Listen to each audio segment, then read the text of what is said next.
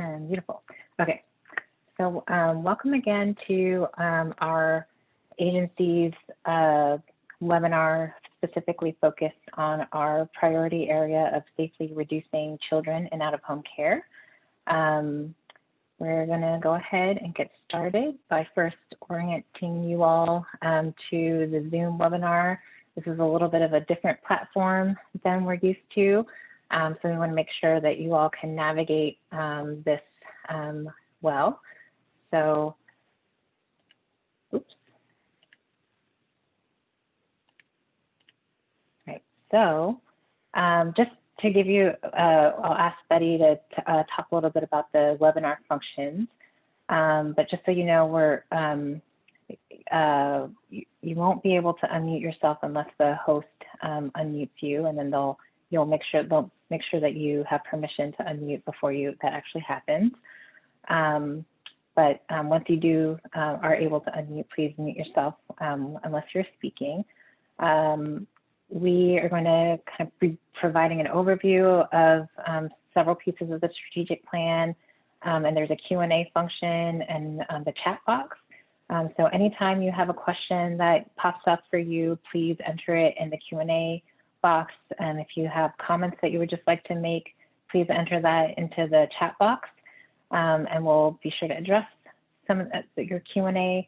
And if you have any other kind of questions or technical difficulties, please contact our community engagement team at that email, dcyf.communityengagement@dcyf.law.gov.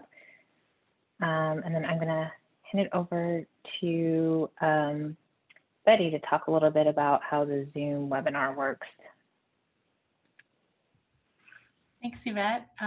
Good afternoon, everyone. Welcome to our webinar this afternoon. So just as a format, Zoom has a couple different formats, meeting and webinar, and this is webinar.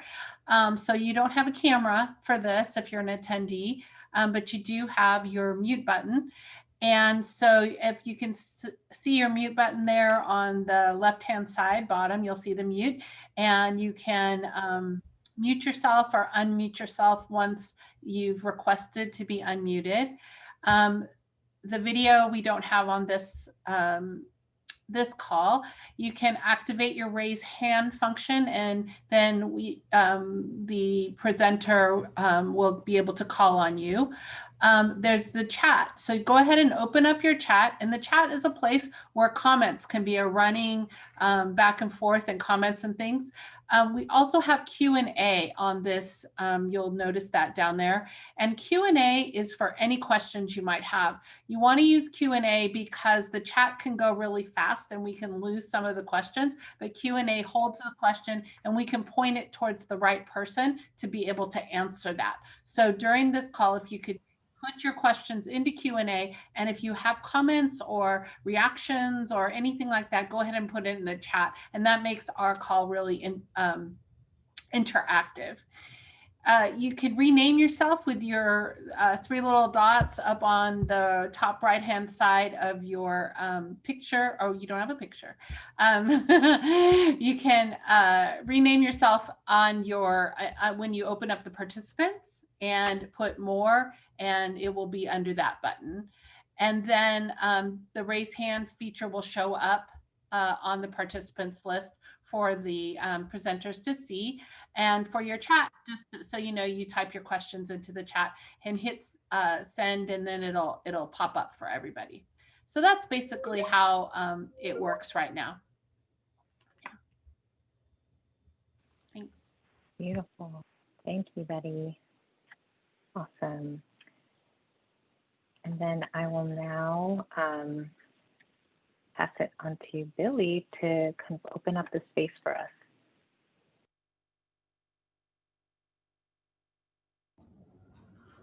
Hi there, thank you. I'm Billy Patterson. You can hear me okay? Okay. I am the ICW consultant in Region 2, and I am a Yakima tribal member, and the tribal liaison for our region. So I was asked to just talk a little bit about land acknowledgement. We hear that in meetings when we open up a meeting in a good way. And the reason, just to give you a little bit of history about that, it's been a custom for centuries to many Native Americans tribes, and it's a powerful way for non-Indians to respect indigenous people and to respect the customs and lands that we are working on and that we live in as well. And so you can refer to the map there, and you can see, I'm not sure where everybody's located at, but you can see I'm in the land of the Yakama Nation right there, living on the reservation.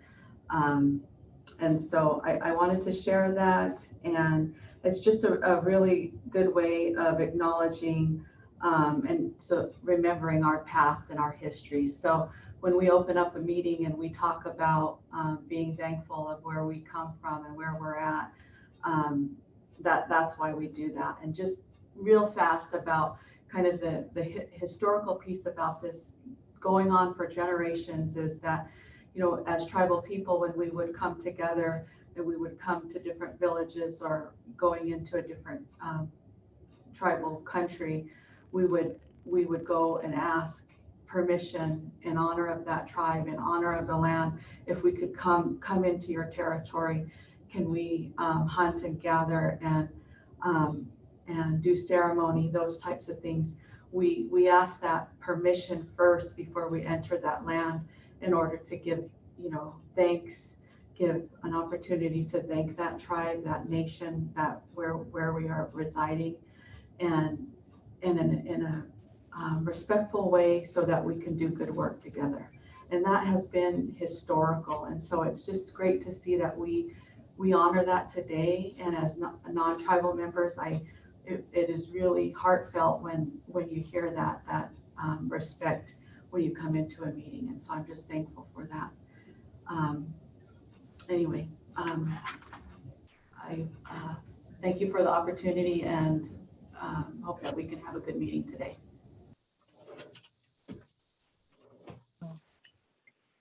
Thank you so much, Billy.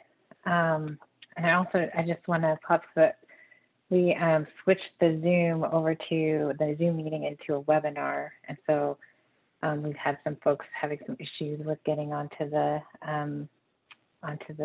new Zoom. So hopefully we'll have some more folks joining. So apologies for that, learning this new platform. Yeah, so thank you so much, Billy. Cool. And I just want to take a moment. I don't know if I introduced myself yet. My name is Yvette Jasper. I use she, her pronouns.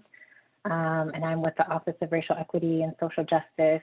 And I want to acknowledge our crew who's helping to produce the webinar today. We have Latoya Holmes-Ware and Jordan Rogers from our office, who are also helping to support you all here today.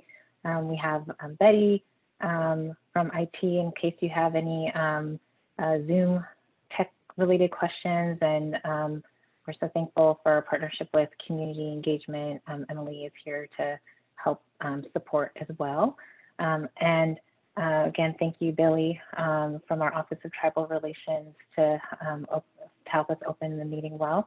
And on your screen, you have our list of our fabulous strategic leadership team members from DCYF who are helping to introduce the priority strategy we're here to talk about today.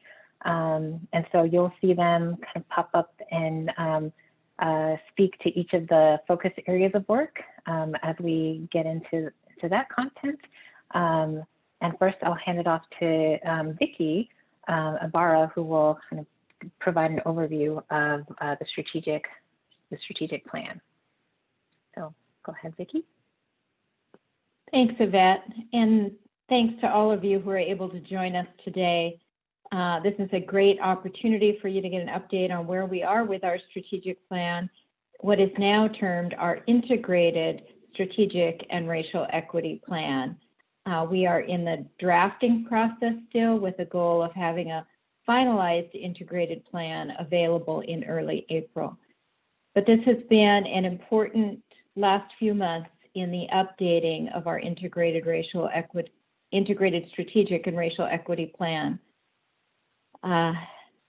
In the forthcoming draft, so what you'll see on our website is still the old draft that was put up in January, but we have done lots of work and have a forthcoming draft that will be up this week. What you will see in the forthcoming draft is that we've gone from 5 to 6 agency priorities, and they are in 3 areas.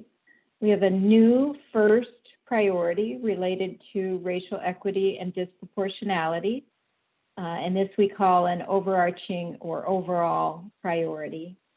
We still have 3 intention priorities. These are the same as what you'll see in the draft up on the website.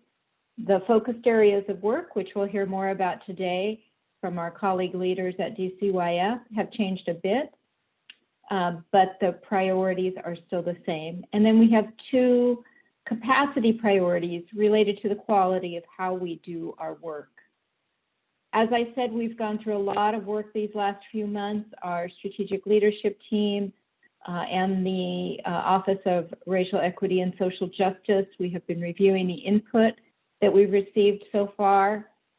We also have been making changes to this document based on COVID changes and opportunities in our environment because of the public health emergency and economic recession. We've done some focused work on how we want to go about ensuring we eliminate racial disproportionalities. And then we've also been thinking deeply about further system integration inside of this big agency that's still relatively new and is a result of 3 agencies coming together. So there's been a lot of work happening behind the scenes that will result in the draft that we hope will be posted this week. And we're happy to be with you today to share some of that with you. Next slide, please.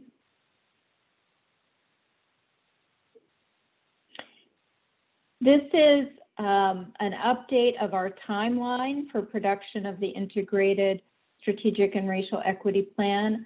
We're here now in December 2020 together, sharing this webinar, the first of 3, as Yvette mentioned, this one around safely reducing the number of children in out-of-home care.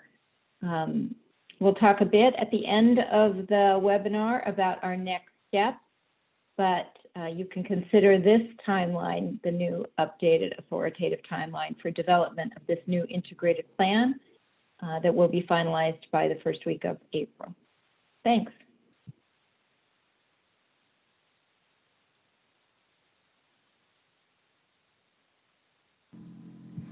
Hi, I'm Latoya Holmes-Ware. I'm going to share just quickly this table here. We show this that shows support of our new first priority.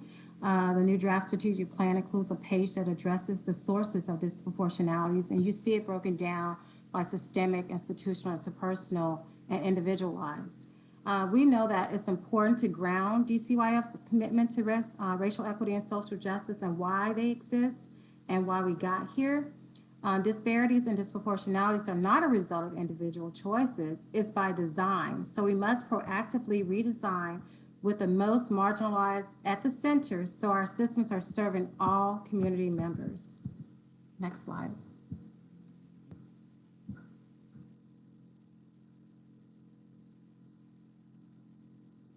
And so we show here the breakdown of the 4 focus areas of work. And the focus areas of work for the new equity priority strategy are designed to build DCYF's capacity to become an anti-racist, pro-liberation organization and contribute to the racial justice movement. There are specific actions we know we must take now to eliminate bias in assessments and programs. And there are other actions that we must co-create with communities who are most impacted. There's also the work DCYF must do to acknowledge and heal from trauma our agency is or has been responsible for causing. And one of the quotes that we really, the mantras rather, we really use for the racial equity and social justice work is, there's nothing about us without us is for us. We know that those who are being impacted have to be the ones to help create what the new norm will be for them to move in the right direction to have them supported. So with that, next slide.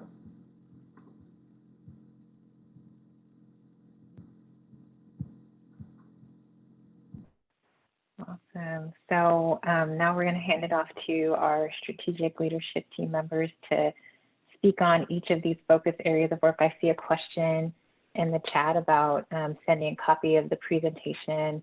So for now, I'll just enter the focus areas of work in the chat so you all have them in front of you as we're in conversation. But Vicki, do you want to say something about where the plan will be posted? Sure.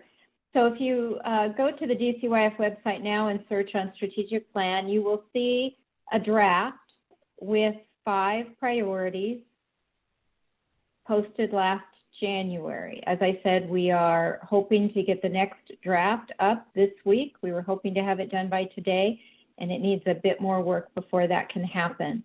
And then we are hoping to finalize by the first week of April. Much of the work has, although we have made some adjustments based on the COVID and the public health emergency, many of those original intention focused areas of work have remained the same. We are hoping to deepen the work and certainly broaden it a bit, but you will see that there are many continuities between the last draft and this draft. Thanks.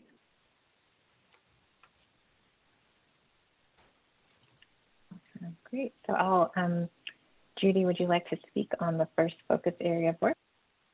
Great. Thank you, everyone. Thank you for joining us today. My name is Judy King, and I'm the director of the Family Support Program Division at DCYF. And I have the great opportunity to work with all of these folks and with especially a focus on prevention.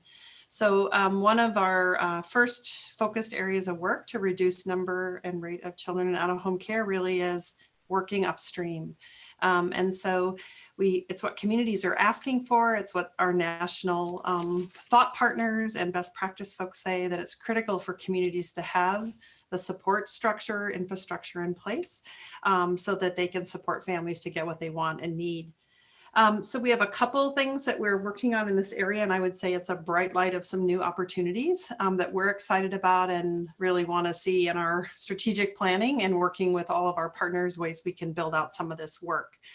The first one really is looking at just expanding high quality secondary prevention supports for families. So that might be evidence-based practices, programs that have had a lot of research done on their effectiveness, but it's also programs that have been shown to be effective with specific populations because not all of the random control trials have worked with all the populations that we're most concerned with and that communities really want to support. Maybe opportunities for families to connect with one another and definitely to try to make sure that families can get their basic needs met.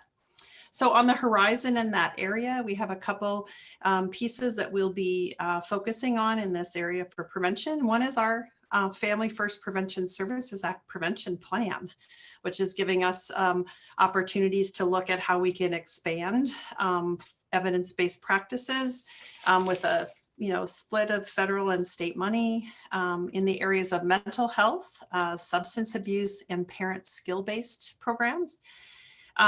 There's a list of programs. Many of you probably have been involved with the input for developing that plan that got approved in October, but it will really help us, we think, build out a stronger service array for families. It also has made us think a lot internally about the importance of, again, looking at specific strategies that work in specific populations.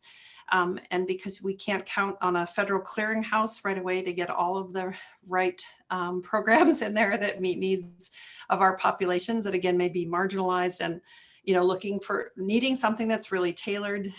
We've built in reviewing some tribal prevention practices so they can be submitted federally as well. And that's really, again, based on our strong approach to equity.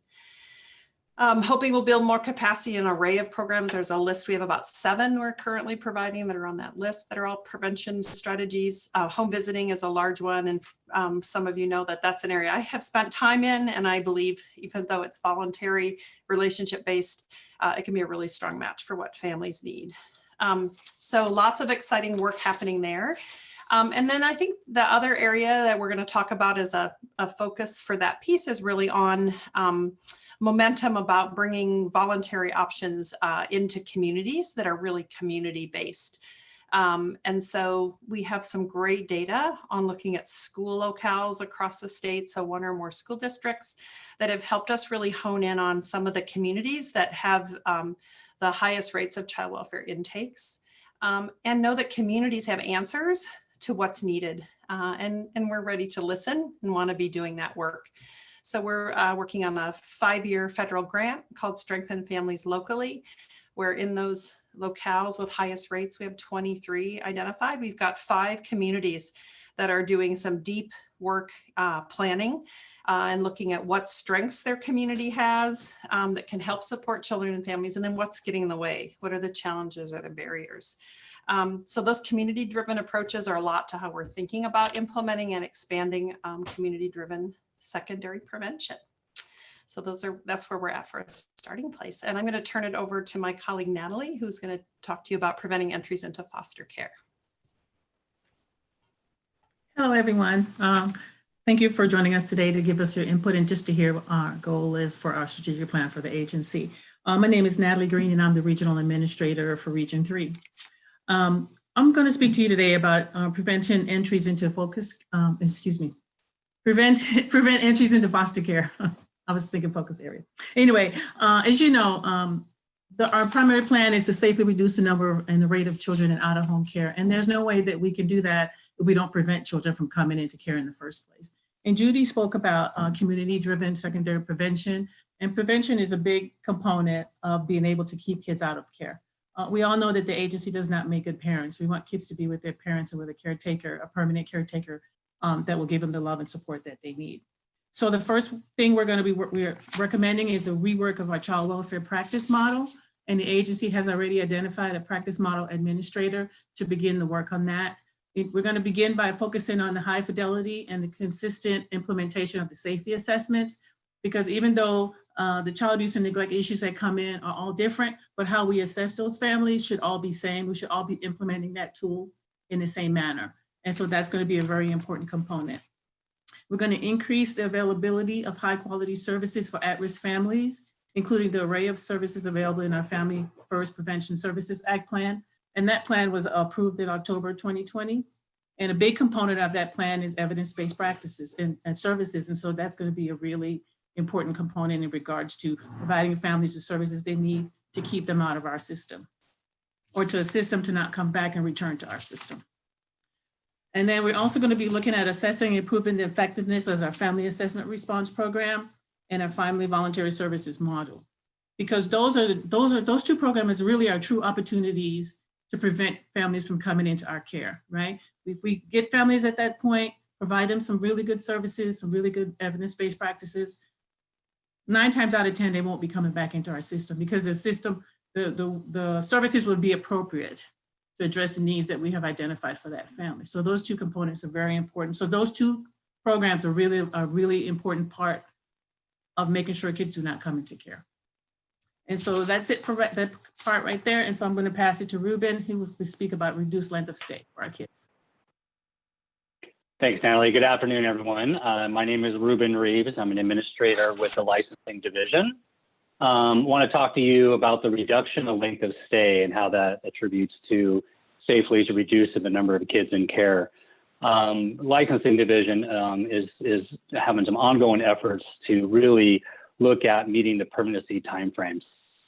So we are noted twice in there regarding the reduction length of stay, and that is speeding up the home studies of how long it takes, really kind of to get it to that 90-day time mark, and then also licensing more kinship caregivers. So those are the two main areas regarding reduction length of stay in the strategic plan. So want to talk to you a little bit about what we're doing in those efforts.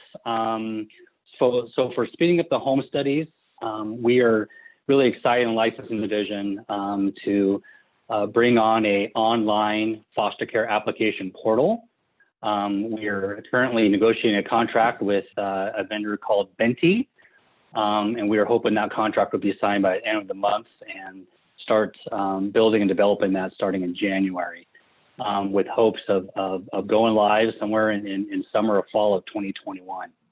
So the application portal will allow applicants that want a home study to go through a portal and not have to go through the cumbersome process of paperwork, and really hopefully will help our efficiency around getting home studies completed timely. And this is for licensed and unlicensed kinship caregivers to use this portal. So we're really excited for that.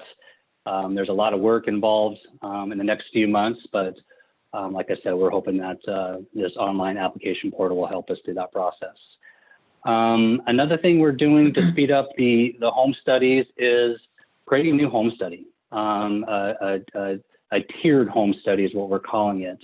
As most of you realize, we go through a unified home study right now for all applicants, and we are looking at to kind of break that down to a tiered home study. So if you have a kinship caregiver that just wants a placement, they're not interested in getting licensed, or they're not interested in adoption, that we want to give them that opportunity to just do a condensed version of a placement home study in hopes to decrease the amount of time it takes to complete that license or that unlicensed home study. We also have many efforts in licensing more kinship providers. As most of you have heard, we just started our caregiver engagement unit in regions 1 and 2. This is a pilot program, a unit of licensed division staff to get involved right at the beginning with kinship caregivers and help them through the home study process, whether or not they want to be licensed or unlicensed.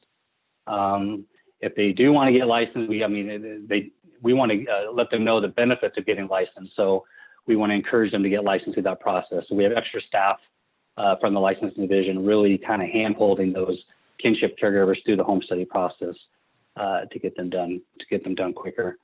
And we also are looking at adding to our non-safety exemption list right now for relative caregivers. We want to expand that list and really alleviate some barriers for kinship caregivers to get licensed. So we are creating kind of a new pathway without compromising child safety, but kind of a new pathway for kinship caregivers to get licensed. So those are some of the areas and efforts that we're doing with the licensing division regarding reduction in length of stay. And now I'll pass it on to Steve for the improving service availability. Thanks, Ruben, and good afternoon, everyone. I'm Steve Grilly. I'm the Director of Child Welfare Programs at DCYF. And as I listen to my colleagues, it occurs to me that some of what I would have to say really interlocks and overlaps with some of what you've already heard from them. So as we think about the improving our service availability across the state, one of our main initiatives there is with the Family First Prevention Services Act, which both Judy and Natalie have mentioned. Allows us to build some capacity within certain qualified services that we'd like to work with communities and our stakeholders, to do that. One of the things that we're really targeting within Family First and working with consultants to help us get there is, for those of you who have read the plan or remember it, there's a pathway to prevention where we want to be able to locate services entirely within the communities for families where they live, delivered by the community partners that are there in their neighborhoods, so that they get what they need before they ever have to come to the door of DCYF. So we've just begun, as Judy mentioned, we do have our prevention plan approved. We've just begun work on implementing it. That will take several years for us to kind of work through candidacy groups and to work through these pathways. But we do want to get to a place of working with, and we'll be partnering with stakeholders to think about across the state in rural and urban areas, what's missing, what do we need, mapping services, listening to what do people need out there in terms of languages and culture. Accessibility means more than just availability, right? So how do we ensure that the services that we're building for families actually fit what they need? We'll be doing that talking also from a little bit of a different perspective, because we've been very intentional about working co-design ideas and shared power into how we're going to take our implementation of Family First forward, as well as our practice model that Natalie mentioned. And so we want to be incorporating the views of people who are impacted by the system, by parents, by youth, the views of parents and of youth and of others that are involved in the system as we bring this forward. Looking at everything from how we deliver family time to services for high need youth and LGBTQ youth. Many of you are familiar, for example, now with our youth who are staying in hotels and offices, and that is a need that we have to address as well. As Natalie notes, the agency is not a good parent, and neither is a hotel or an office a good place for a youth to stay. So we have begun meetings with our BRS community, for example, to start talking about what would it take for us to serve these youth, as well as our other state partners. So HCA, other folks that are involved in, for example, CLIP beds, how do we, DSHS, how do we get some more capacity in these areas? We've begun those conversations as well, so that we can meet the needs of kids with real behavioral health issues or developmental disabilities. The same thing with DDA, we've begun those conversations with them too.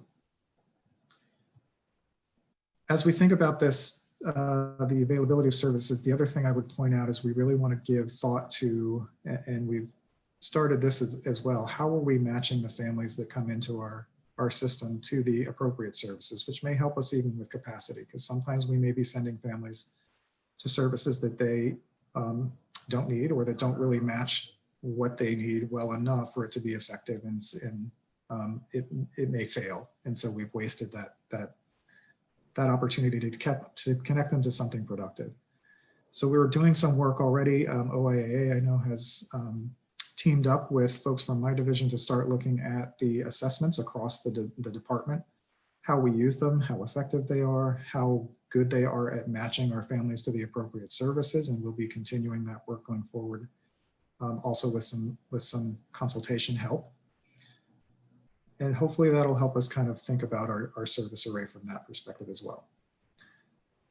The last thing that I would highlight is, in addition to service availability, we also want to continue with service quality. So many of you are familiar with our performance-based contracting effort. That will, of course, continue, and by 2023, I believe, Vicki, I'm looking at you, but I think that's the goal for getting all of our contracts to have a service, a quality, and an outcome metric included in them, where we're both providing providers with the opportunity to grow and how they deliver their services in effective ways, and directing state resources to those that do that the best. So those are just some of the ways that we're diving in right now to improving our service availability. And I'm going to pass this back to, I think, Yvette. Yes, actually, well, Vicki is going to talk a little bit about some background context. Great, thanks. And I just want to acknowledge and appreciate my colleagues who did the previous slide. The idea is to show that we do have some activity going on already. We do not expect that the activities we have going on already are going to be sufficient necessarily to get us over the next 5 years to where we need to go. And that's one of the reasons that we're here, is to hear from you. What else do we need to think about? What else should we be doing? Just to ground us before we dive into our questions. Next, there you go. Thank you, Yvette. And just a few slides of context to ground us before we dive into our discussion questions, which we're really looking forward to. First of all, just a reminder about the role of prevention and the mandate for prevention that we have in our agency, not just primary and secondary prevention, but prevention all along our continuum of services. Our agency was formed in 2018 in large part because of the legislature and the governor's interest in prevention. And here I've just pulled a couple of examples, one from the Blue Ribbon Commission in 2017 that led to the creation of the agency, and then of course House Bill 1661 that created the agency. Both of these documents reference the importance of prevention all along our continuum so that we can identify the best opportunities to prevent children, youth, and families from penetrating deeper into our system, whether that's preventing intake and entry into child welfare, preventing entry into foster care, preventing prolonged stays in foster care, and preventing entry into the juvenile justice system.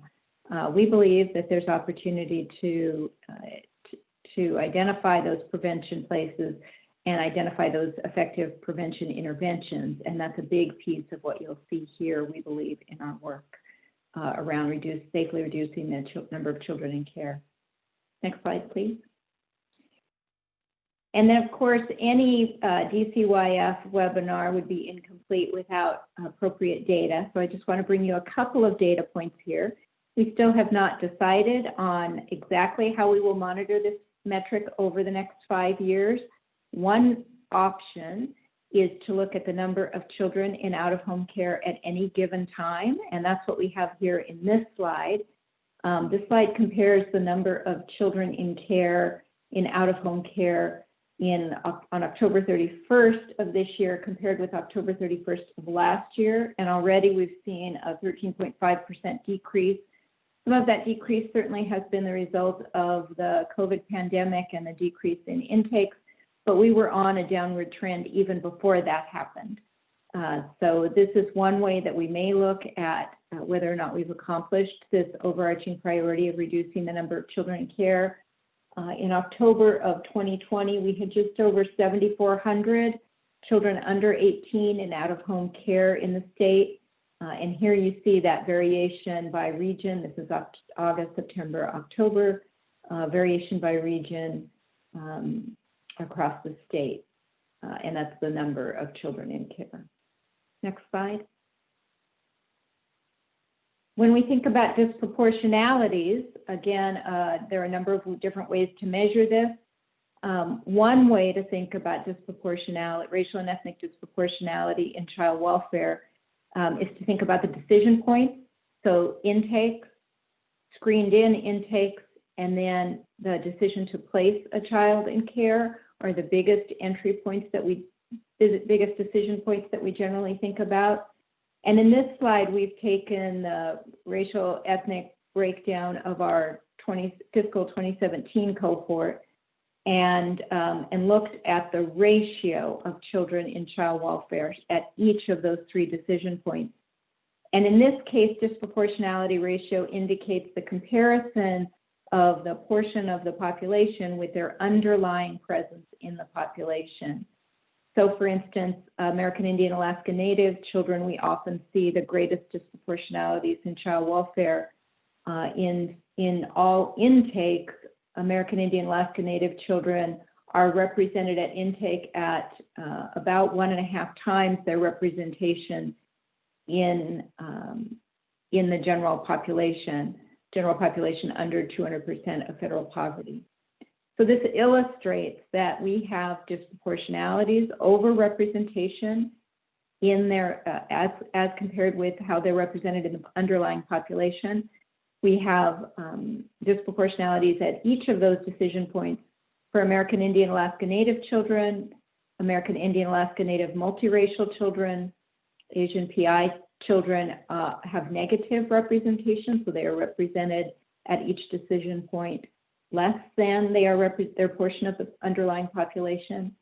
Black and Black African American multiracial populations are overrepresented, Hispanic underrepresented, multiracial others, which is a very small group once we split out multiracial for American Indian Alaska Native and Black African American, is a mixed result, but those are very small numbers of children.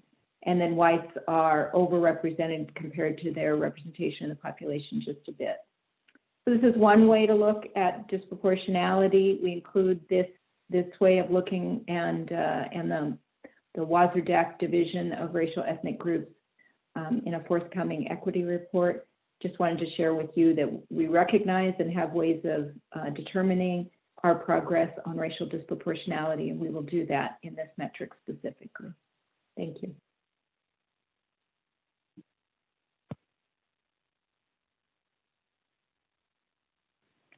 Beautiful. Thank you so much, Vicki and our strategic leadership team. So now we wanted to open it up for questions, and I see we have some great questions already entered into the Q&A section.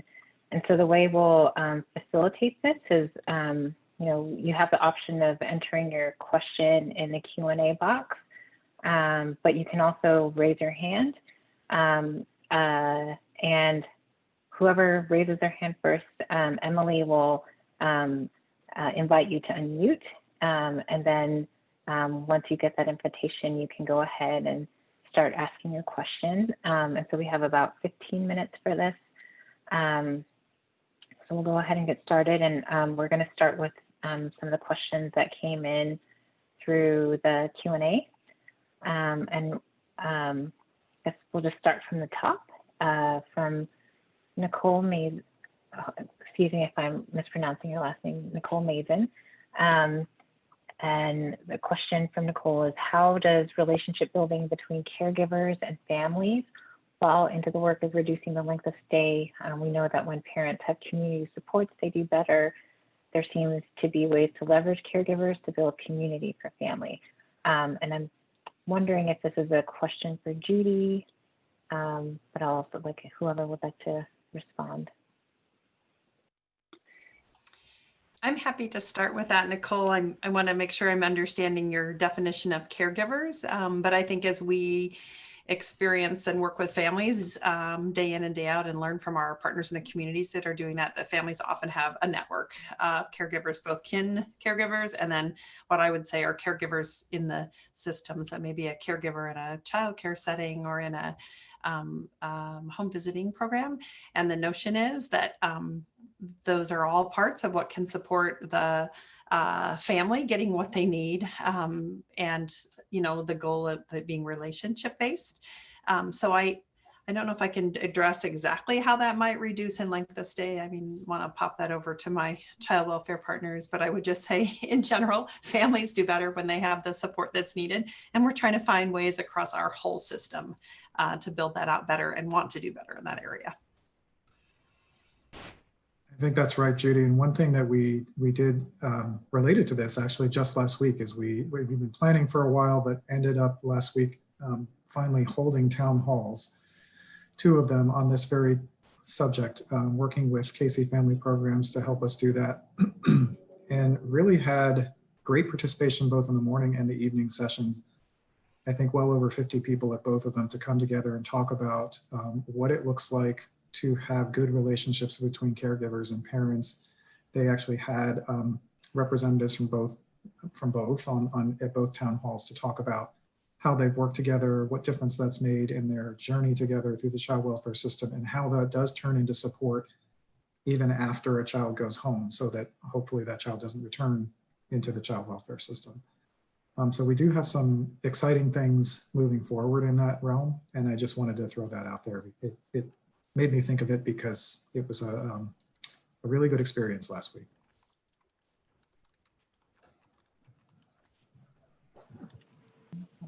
Thank you. All right. So we're getting a lot more questions in here. So, right, from Sydney, can you please talk about the staff retention and efforts being made to recruit people of color as well as retain people of color? There's a direct correlation to permanency and staff retention. Natalie or Kwesi, would you like to respond to that?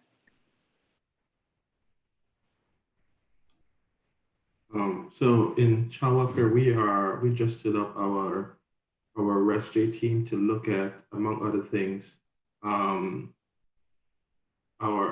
equity around promotion. And by that, we started looking at the data. We just got the data from HR in regards to our staff of color, our breakdown of our staff of color, staff of our minority staff, to see where we need to target and where we need to focus our recruitment efforts and our promotion efforts. So that work is in its infancy. We do acknowledge that, yes, there is a barrier to permanency when there's a high retention. So our goal is, as we continue to do this work, to make sure that we're addressing how we can retain our staff through promotions and other needs so that they can feel valuable. And the other thing that we've done is that we've also changed the culture in field operations for the past 12 months. We've focused on empowering our staff and really and truly ensuring that their voices are being heard. And I think that has somewhat slowed down our churn in field operations. Still waiting on the data from human resources to show that our retention rate has gone up significantly over the past 12 months.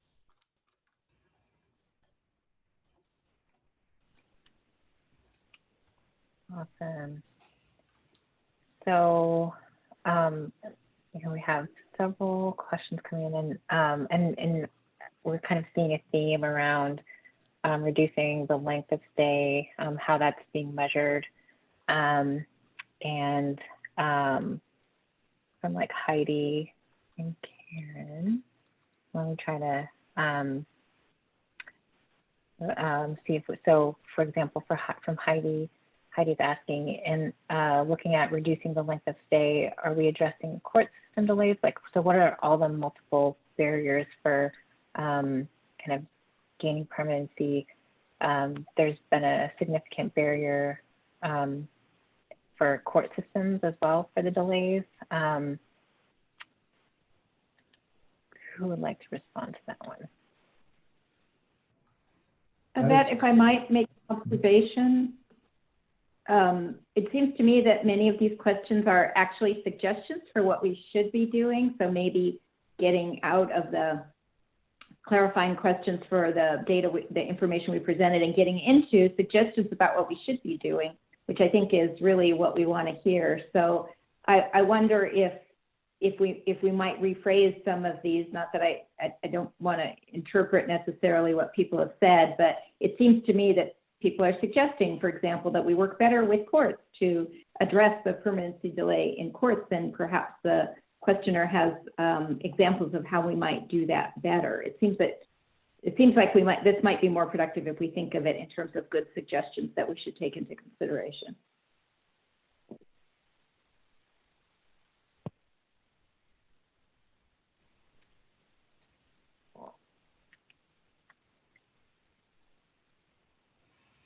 All right. Well, great. So with that being said, from Vicki, we do want to get into some discussion. So maybe we can make that transition into the discussion, and then if we can pull some, well, again, just a reminder, we're going to follow up for any questions that weren't answered after this, and we'll post them on the strategic plan webpage. So one of the things we wanted to do to kind of, hear from you all is kind of start with a pulse check on how folks are feeling about this priority strategy of reducing the number and rate of children in out-of-home care. So I am going to administer a poll, and this is the question that we're asking. How well do you think this priority strategy will support children, youth, and families in your communities? And however you define community, we're kind of leaving that up to you. So I'm going to go ahead and launch the poll, and it's from not supportive or extremely supportive. And then we'll just kind of open it up for folks if you want to raise your hand, or you can post in the chat if you have like comments related to that. We would love to hear from you.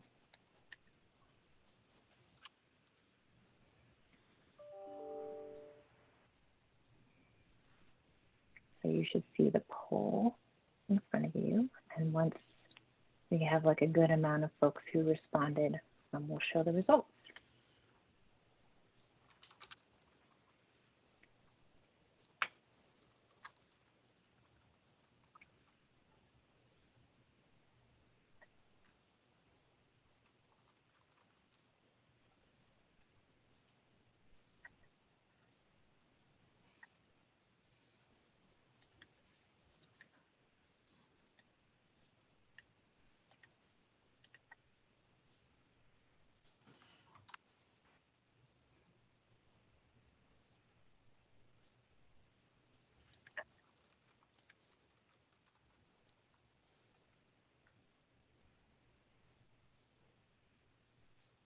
Awesome.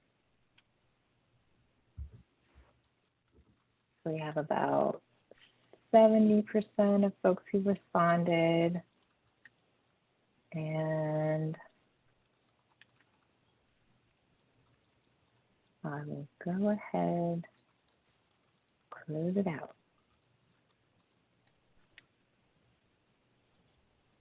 So you should all see the results.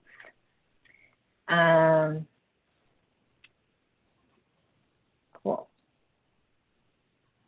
Okay. All right, so it's like about 70% of folks responding.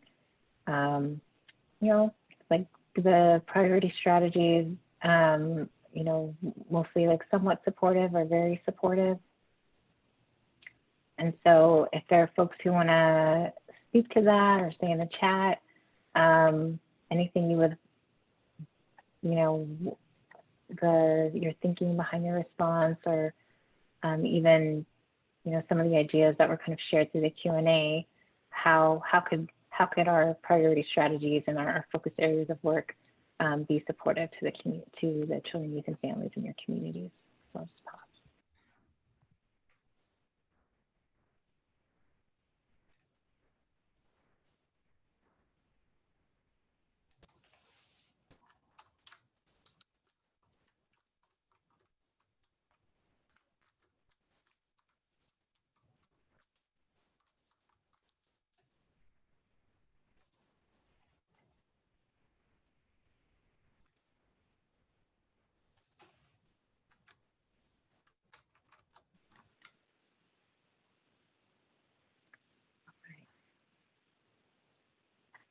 While folks are thinking, I had a suggestion for Steve or Judy, perhaps, if you want to respond to one of the last questions posed in the Q&A. Will there be any effort to support in-home dependencies from the start?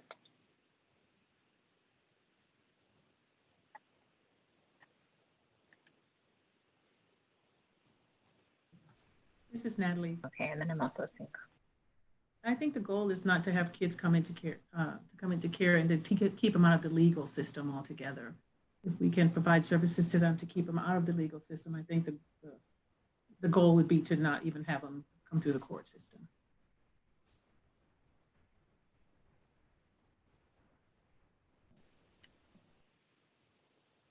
Thank you. And then it looks like there are some kind of comments that are coming in through the Q&A. So I will read that. So okay.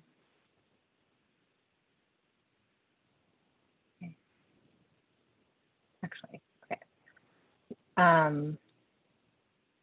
Well, maybe Natalie, if you want to say a little bit more about how the different ways child welfare is helping families connect to community resources. And then I see Ruben, you want to respond, so. I'm sorry, what's the question?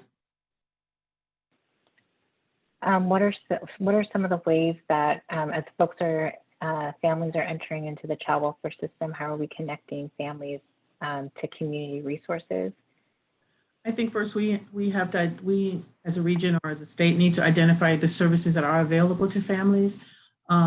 What the families actually need. We need to match the service to what the family need, not just a generic, this is this service here, you go over here, give everybody the same service. It really needs to match the needs of the family and be able to minimize whatever risk or safety issue that we've identified that would happen with that child coming into care.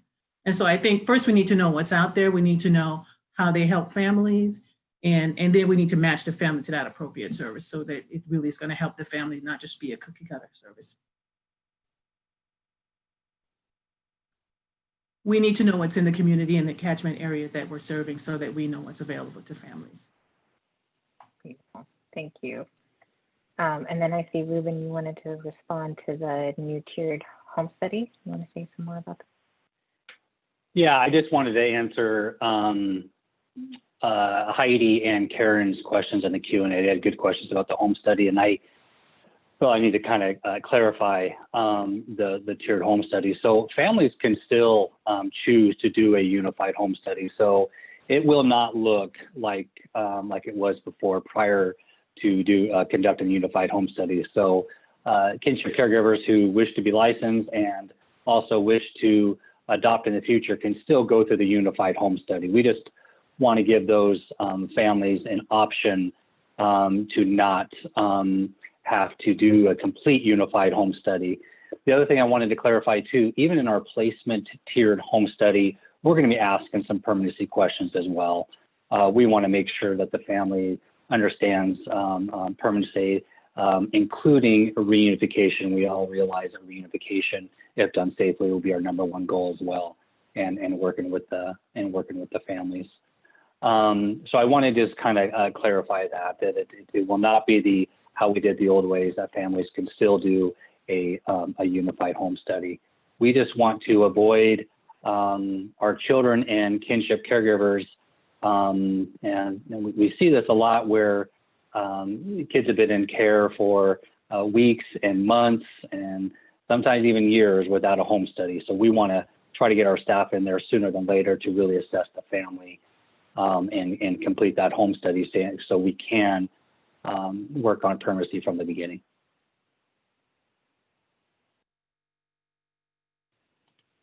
Wonderful. Thank you, Megan.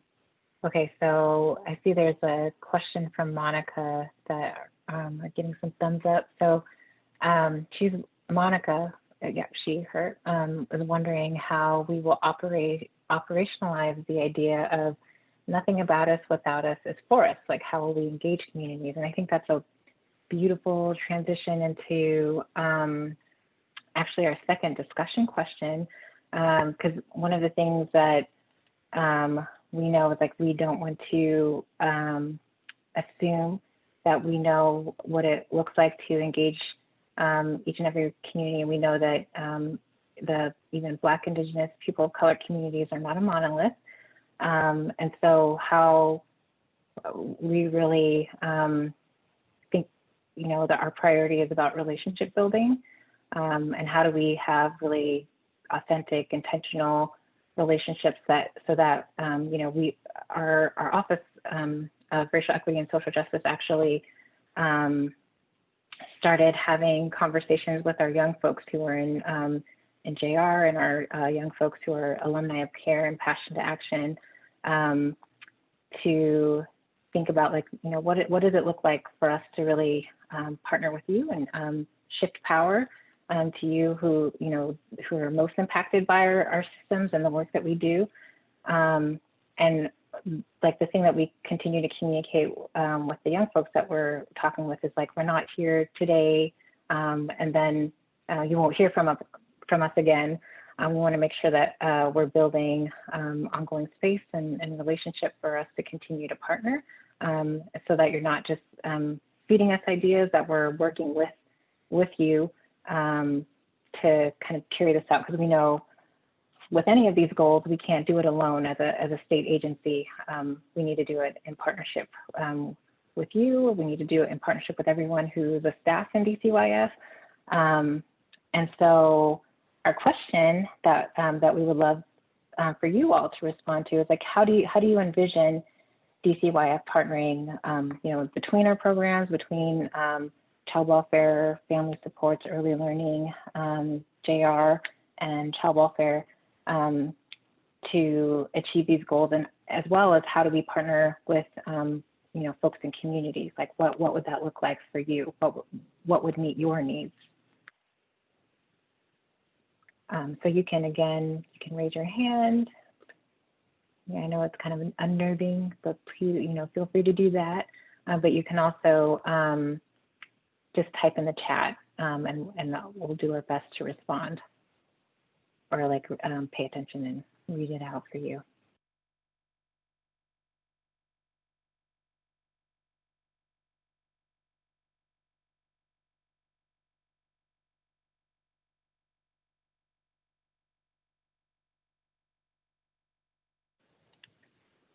So I'm going to read out the comment from Joy.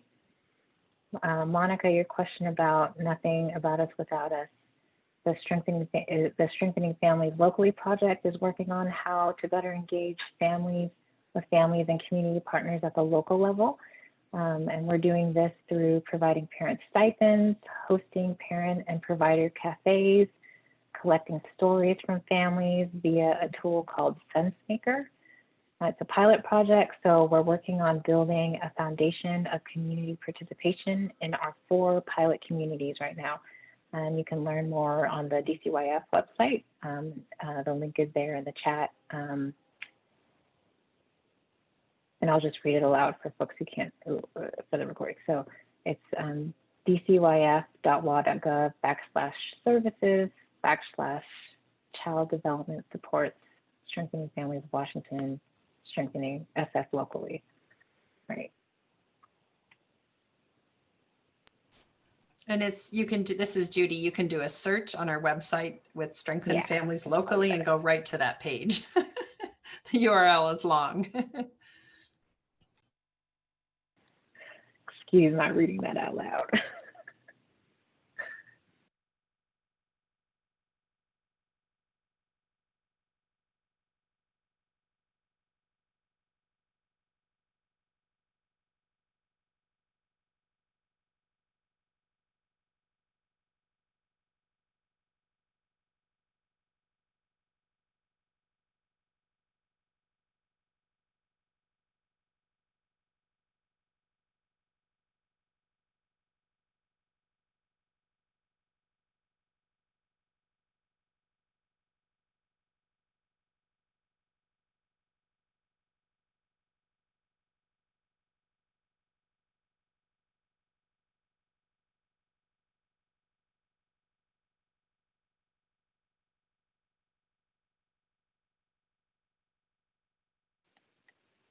All right, so while folks are thinking about that, I see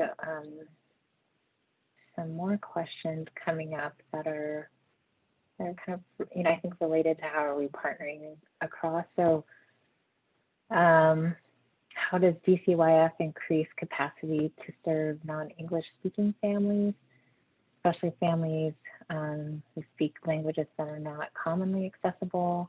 And Amanda's thinking specifically of ma'am, and okay, I'm not going to pronounce this right, Kanjilbal, but I'm sure there are others.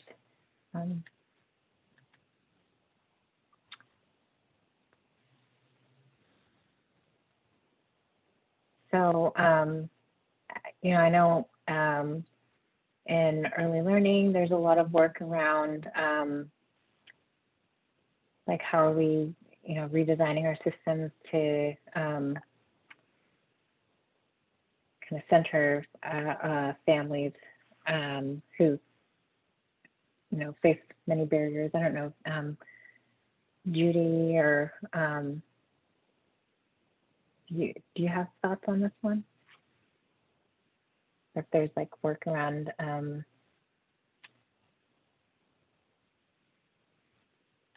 yeah.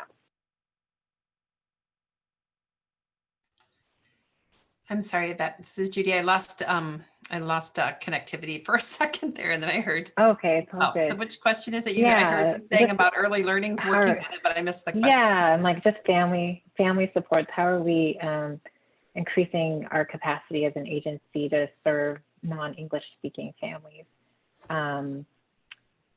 especially like families who speak languages that aren't as accessible, like commonly accessible. So I think, we're doing a lot of capacity building around serving families who speak Spanish or Somali.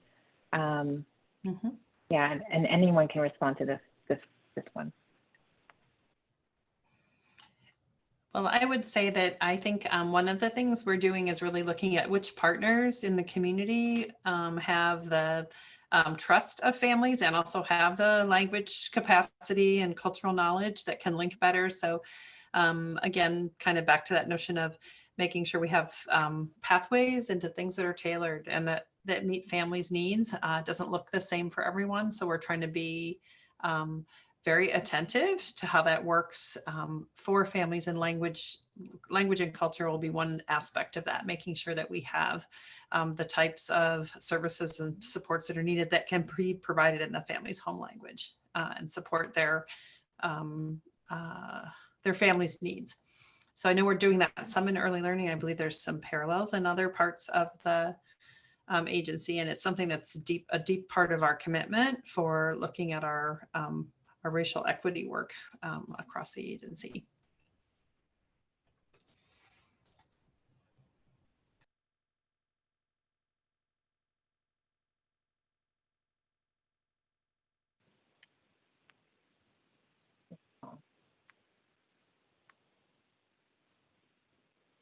All right, so not seeing hands raised or any other kind of comments around this question in the chat. So I'm going to transition into the next question we have for you all.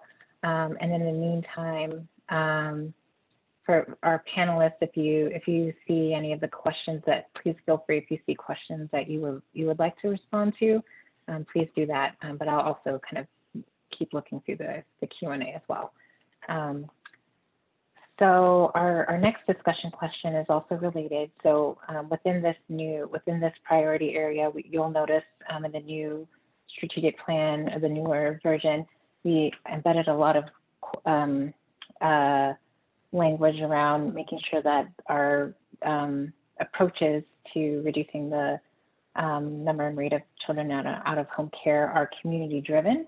And so another kind of related question we have for you is, how should community-driven approaches that center Black, Indigenous people of color, their experiences look? Because we know, as we've said throughout this time together, that our BIPOC folks,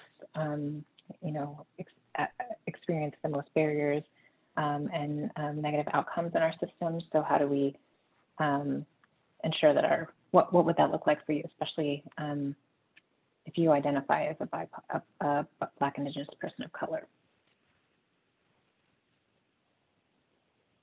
So again, you can say in the chat or raise your hand if you have anything you would like to share.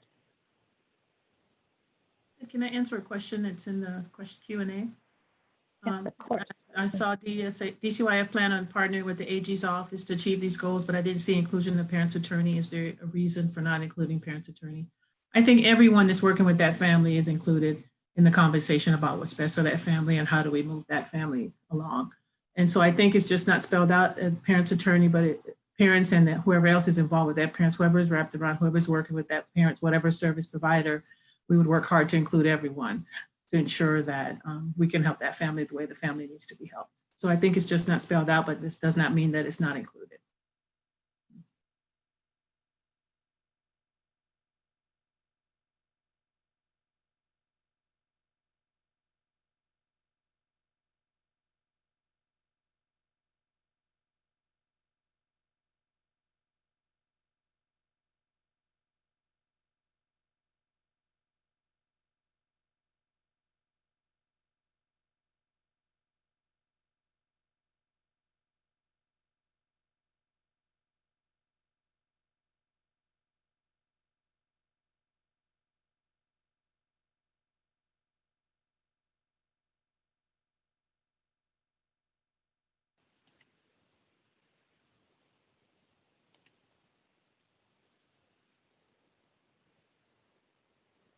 Awesome.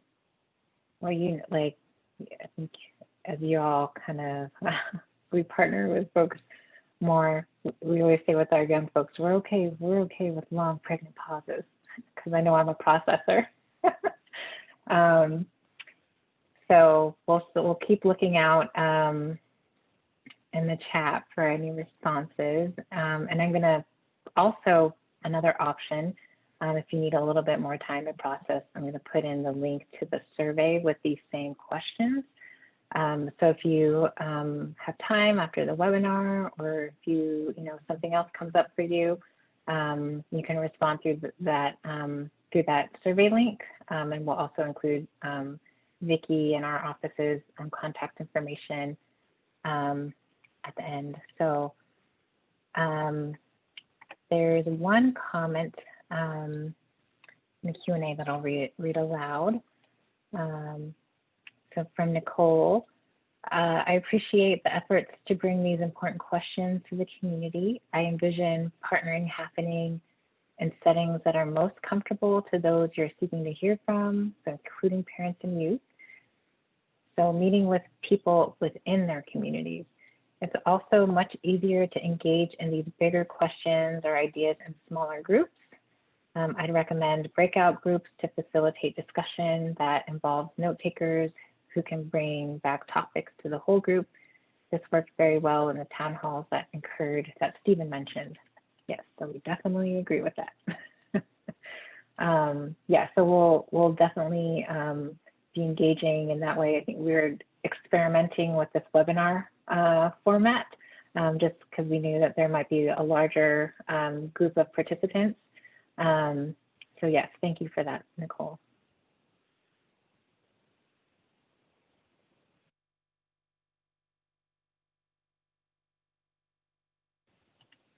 And I'm seeing more in the chat around like, yes, thank you, like to the idea of breakout groups to increase participation.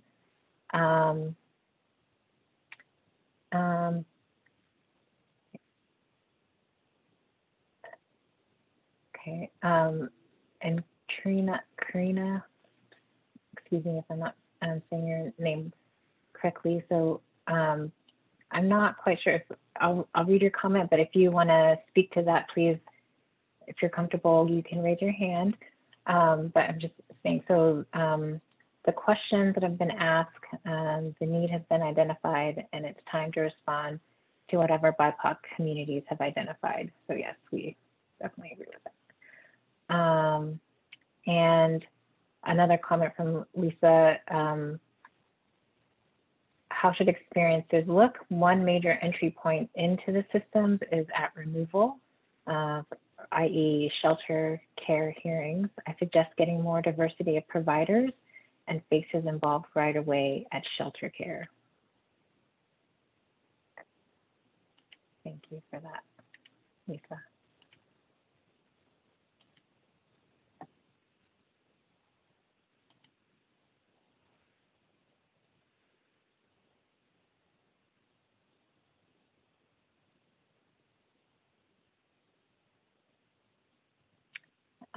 So while we're looking or waiting for additional responses, there's a couple questions from Heidi. And my apologies if I'm missing anybody's questions. So they had several relatives having a hard time navigating technology because I like because I think for a lot of caregivers are accessing trainings through the Alliance, which is online. And I like the support mentioned in Region 1 and 2 for relative caregivers. Could this be open statewide? I'm excited about the portal, but I think some caregivers need more support. So good question, Heidi. And so the caregiver engagement unit I mentioned, the pilot is in Region 1 and 2, and the plan is to expand to 2 other regions next year, and then the year after that will be available statewide. So we just need a few more resources and capacity, but we also want to try. We're doing the pilot in 1 and 2 to make sure that you know we want to get everything right before we expand it kind of statewide. So right now it's a pilot. The portal, we realize that not everyone will go through the portal. Research actually shows about 10% of folks, whether because of technology issues, they're rural or whatever, will not go through the portal. We realize that. So they will still apply through the paper and be assigned a home study specialist or licensor to kind of do that hand holding, and they won't have to go through the portal themselves.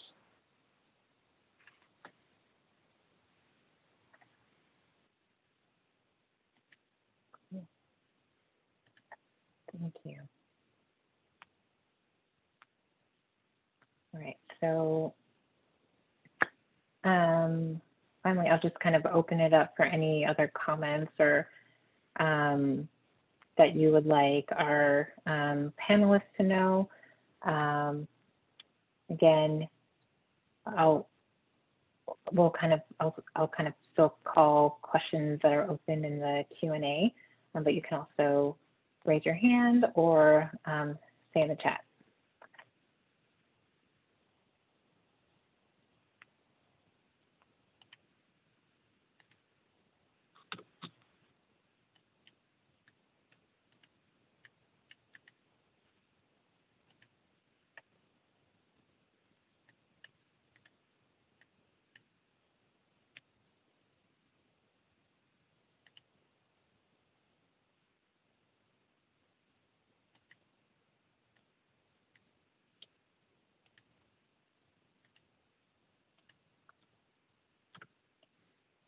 Right, and I just put in the chat the link to the survey that I mentioned as another option for sharing your ideas or any responses that you have after the webinar today.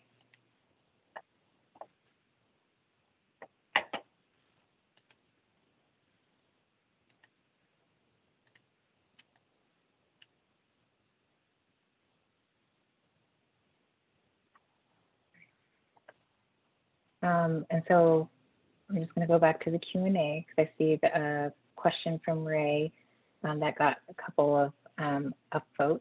So, so Ray is really concerned about the durability of the provider network, who is studying that, and what effort is being made to improve it. And Ray shared an example of a large family time provider in Region 3 that is going to be retiring. Do we have a generational bubble? What's being done to mitigate it?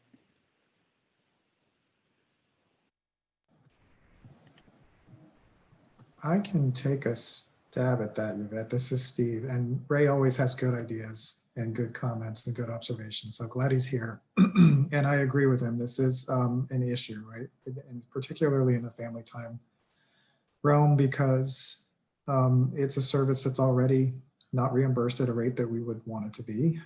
It's not resourced in the way that we would want it to be. And so where we have providers that are already struggling, you add things in like COVID or maybe getting close to retirement age or that type of thing, and then they're no longer providers anymore. There's a lot of stress on that system right now. We are working on, we have for the past couple of years put forward decision packages to look at rates in that service in particular. And I know that Ray's not just talking about family time. I think that was just an example. And we're working on, bringing together, right now we have a group that meets at the moment every week to do some problem solving in the family time area specific to COVID. And to think about some of those things, like how do you sustain providers through all of this? What are some things that we're going to need to be doing with the system as a whole? There are, we're going to have to think about as we come out of COVID, how we sustain that group going forward and continuing that dialogue with providers and with the community, because I think it's been really useful in arriving at some solutions to things. I don't have a solid answer right now for how we shore up family time, because I think it does take all of us coming together and talking about it a little bit further, and it takes some additional resources. And I'm not typically someone who thinks that you just throw resources at things and it magically makes it better, but I think that's particularly one area that is under-resourced. In the other, and I think Tom Stokes also put a question or a comment in about, urban versus rural, and how do we ensure that we have the right services and enough services across the state, especially in areas where we don't have that now. Also something we'd be very interested in continuing to talk with providers about and to how to make that happen. Some of it comes down to sometimes how we structure our contracts and how we pay for services. If it's fee for service and you're a really urban or a really rural area and you only get a referral every now and then, it's not sustainable. And so we need to think about how to set up contracts, as well as how can we do things like learn from our COVID experience, and maybe some of the virtual delivery and telehealth and that type of thing in rural areas works okay. And we need to be taking a look at things like that as well. Number of different directions we can be going in. and that we will be going forward and hopefully working with our providers to understand this better and to come up with solutions together.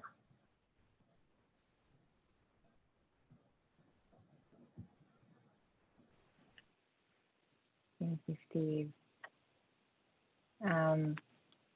Do you think that also gets to Ray's question about evidence-based programs that were studied pre-COVID exclusively? Okay, and then I saw also Monica had from UW had some responses there. And I'll just add to that, we are also, with the data that we have available, we will be also watching for that over time. It's hard sometimes to capture all of that in our data systems, but I know, for example, for our home visiting programs, we know what the alternative or modified services look like, and are starting to track those in a different way. So we'll have to see how that lines up with any changes in outcomes or all of that. I think even changes in what families need, where a model might have been designed for one set of needs, and because families have some new needs or some things that maybe are more important for them now, how the models have shifted to be able to address those. So I do think we're in a big learning time right now for how the telehealth and virtual work is supporting families in a way that it has to, and it may look different. So thanks for bringing that up, Ray.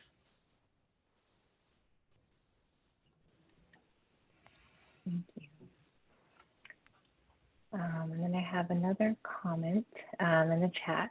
So I'll just read this out. What else, in response to our question about what else we should know. This may sound harsh, but over the years, my observations, no matter the safety framework or the moment or decade or current leadership, the biggest determinant of when children return home is the social worker and that person's supervisor. Is there a way to address social worker and social worker supervisors that don't get used, that don't, okay, I'm just gonna read, get used the safety frameworks and seem to go by their gut concerns or are swayed by placement and cause delays in return home to parents?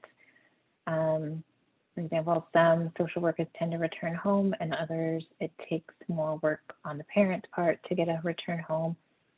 This particularly adversely affects families of color. Thank you for that, Lisa. Yeah. And I don't expect the panelists to respond to that question, but it's something to think about. Unless Kwesi wants to say something about that. So I think we are working to improve our case practice across the board, taking those decisions and making them unified across the spectrum. So not only are caseworkers having those determining factors as to whether a child goes home or not, but also those cases are being staffed on a regular basis with their supervisors to ensure that the safety framework is being addressed, safety issues are being addressed, and that we can safely return those children. It's also our goal as we're looking at bringing the children to care, we're also looking at establishing conditions for return at the onset. So once those conditions to return are fulfilled, we're able to reunify those children with their families. If there are any particular situation that you are aware of, please bring it to my attention and we can address it. But the work is going on to make sure that we are empowering our teams to be able to make those decisions to safely return children home. And that's why one of the focus areas is looking at the tools that we use and the implementation of it and the fidelity of it, so that the social workers alone is not making that decision, but can be utilizing the tools that we have, the framework and the safety assessments and those other pieces to guide the direction of the case. And Tracy is correct. There should be conversation about those tools and the implementation of them to guide the direction of those children returning home, not just the social worker's opinion.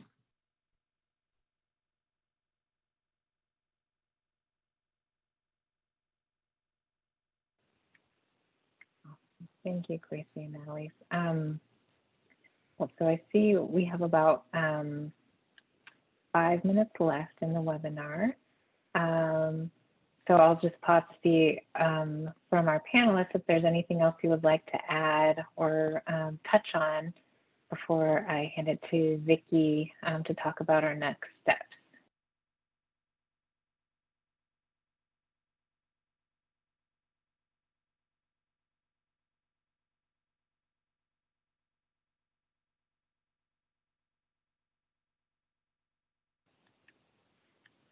All right, well, Nadine then. Vicki, would you like to tell folks a little bit more about our next? Thanks, Yvette. And thank you all for being here today. This has been an incredibly rich discussion, and I certainly appreciate, and I think I can speak on behalf of my colleagues here, I certainly appreciate all the great suggestions and observations we've had today. I've noted especially that we've had very little drop-off in the number of attendees who are here from the beginning to the end. And for a 90-minute webinar, that's quite a success, I think.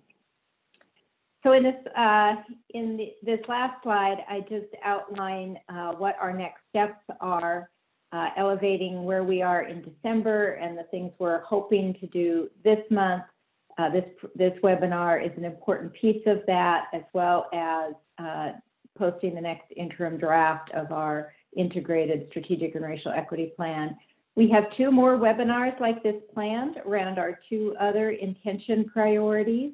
On January 6th, we'll have a similar 90-minute webinar on creating high-quality birth-to-8 systems, and on February 3rd on creating successful transitions for young people out of our systems. We will continue to seek targeted feedback from communities of color and affected individuals. You'll see opportunities on our website to provide input as well as to participate in these webinars. And then in early April, we will look for DCYF Leadership to approve our final integrated strategic and racial equity plan and to implement collaborative monitoring and accountability structure inside the agency for moving the indicators and success forward, and then website publications and an annual review. We anticipate that this is not a plan that sits on a shelf, but rather that lives and evolves and changes. So we will have a regular review process. We will have the implementation teams inside the agency and accountability structures in place, as well as ongoing engagement with our community partners and our staff. Thank you. Awesome. Well, thank you all again. We really appreciate your time, and we look forward to seeing you hopefully in a future webinar, and please reach out. We've just included the contact information for Vicki and OIAA and our team as well. If you have any follow-up questions or additional ideas, especially to the questions that we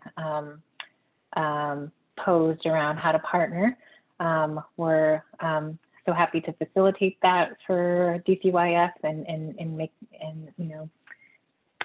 facilitating our kind of movement in the agency. So we appreciate your time again, and we look forward to seeing you all again. Thank you.